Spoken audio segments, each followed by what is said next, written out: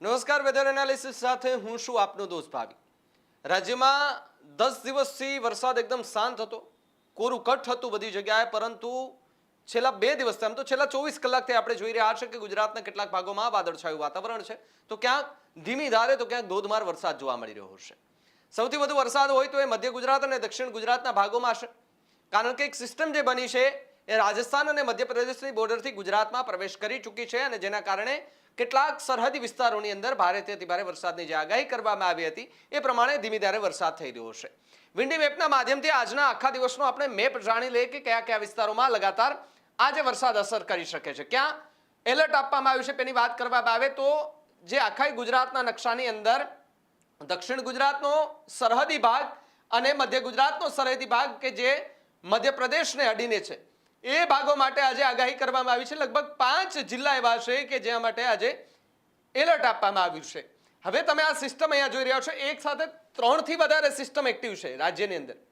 તમને એ પણ જણાવી દઉં, એક સાથે 3 સિસ્ટમ એક્ટિવ છે, પરંતુ તમે એવું માની લઈએ કે એક સાથે 3 કરતા વધારે જે સિસ્ટમ એક્ટિવ છે તો આખા ગુજરાતમાં વરસાદ ધમરોડી નાખશે, પણ નહીં, આવું નથી. આ સિસ્ટમ મજબૂત બનતી જોવા મળી રહી છે, પણ પવનની દિશા અને ગતિના કારણે સિસ્ટમો ફંટાઈ રહી છે, જેના કારણે વરસાદ ક્યાંક ધીમી ધારે તો ક્યાંક અતિભારે પડી રહ્યો છે. અત્યારની સ્થિતિ પ્રમાણે જોઈએ તો ઉત્તર ગુજરાતના કેટલાક ભાગોની અંદર વિન્ડી મેપમાં રેડ એલર્ટ બતાવી રહ્યું છે, જેમ કે પાલનપુર સહિતના વિસ્તારોમાં વરસાદ જોવા મળી રહ્યો છે.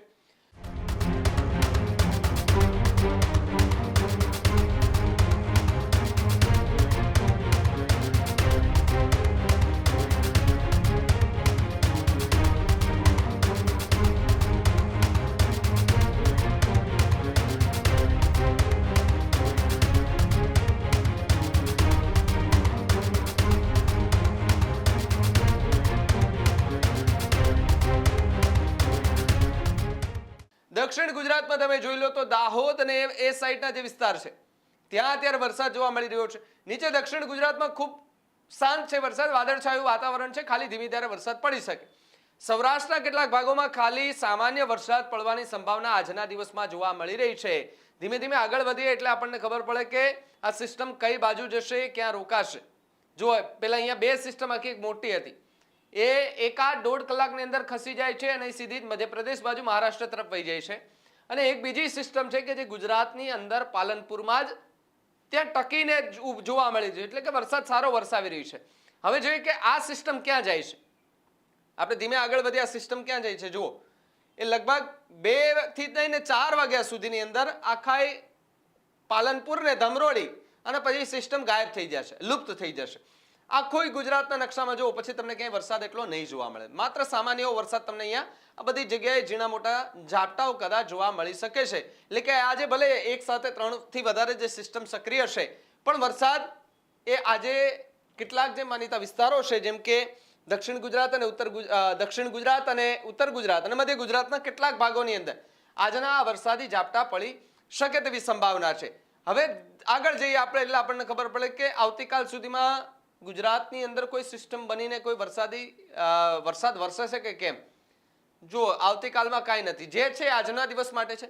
આજના દિવસમાં જો આ સિસ્ટમો વધુ મજબૂત બની જાય તો ગુજરાતના કેટલાક વિસ્તારોમાં સારો વરસાદ પડી શકે છે. બાકી આવતીકાલથી તો ગુજરાતમાં એટલું કંઈ દેખાતું નથી. પણ જો 24 કલાકમાં કોઈ સિસ્ટમ એક્ટિવ થાય છે, બને છે, અરબ સાગરમાંથી કોઈ સિસ્ટમની ચર્ચા થાય અથવા તો કોઈ સિસ્ટમ સક્રિય થાય, બંગાળની ખાડીની અંદર જો કોઈ સિસ્ટમ સક્રિય થાય તો એમની અસર ગુજરાત પર થાય છે કે કેમ એ પણ એક જોવાનું રહ્યો. હવે ઝૂમને આપણે મેપ જઈને આખો ઝૂમ આઉટ કરી લઈએ. આપણને એક વસ્તુ એ પણ તમને બતાવી છે કે ટાઇફૂન સક્રિય થયું છે.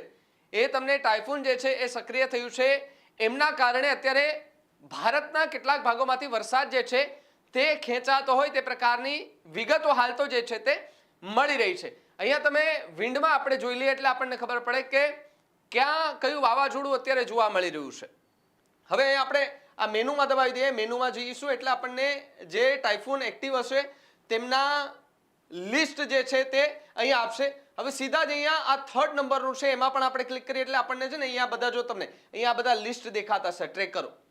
આ જે લિસ્ટ છે આ બધા જ વાવાઝોડા છે. ક્યાં કયું વાવાઝોડું એક્ટિવ છે તેને લઈને પણ અનેક વખત જે છે તે આની અંદર અપડેટ આપવામાં આવતી હોય છે. એટલે કે જે ટાઇફૂન છે એ ભલે ચાઇનાની અંદર છે, અત્યારે ચાઇનામાં ટકરાયું છે આમ, પણ એની અસર ગુજરાત પર એટલા માટે નથી થઈ, ગુજરાત પર એટલા માટે અસર થઈ છે, વરસાદ ખેંચાઈ ચૂક્યો છે.